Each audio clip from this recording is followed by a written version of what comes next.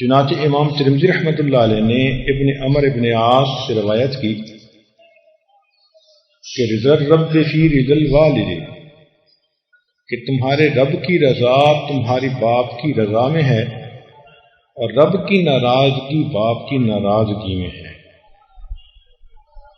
امام احمد بن حنبل رحمۃ اللہ علیہ روایت کرتے ہیں کہ ماں کے ساتھ وابستہ رہو، چونکہ الجنت تحت اقدام امہاتکم، جنت ماں کے قدموں کے نیچے ہے۔ ابو ہریرہ عنہ روایت کرتے ہیں ایک شخص نبی علیہ الصلوۃ والسلام کی خدمت میں حاضر ہوا اور اس نے پوچھا، اے اللہ کے نبی، مجھ پر سب سے زیادہ حق کس کا ہے؟ فرمایا اموکی، تمہاری ماں کا۔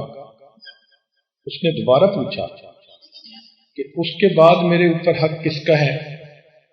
فرمایا تمہاری ماں کا۔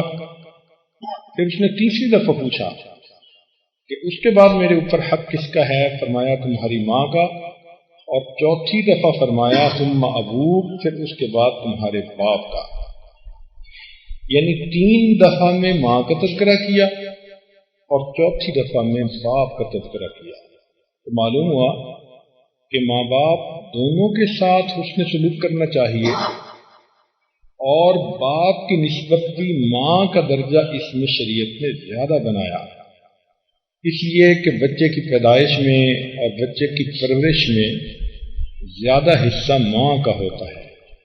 تو دیکھو وہ کتنا کریم پروردگار ہے کہ ماں نے اولاد کی تربیت کے لیے مشقتیں اٹھائیں تو اس کے اجر میں اللہ نے ماں کو نہیں بھلایا،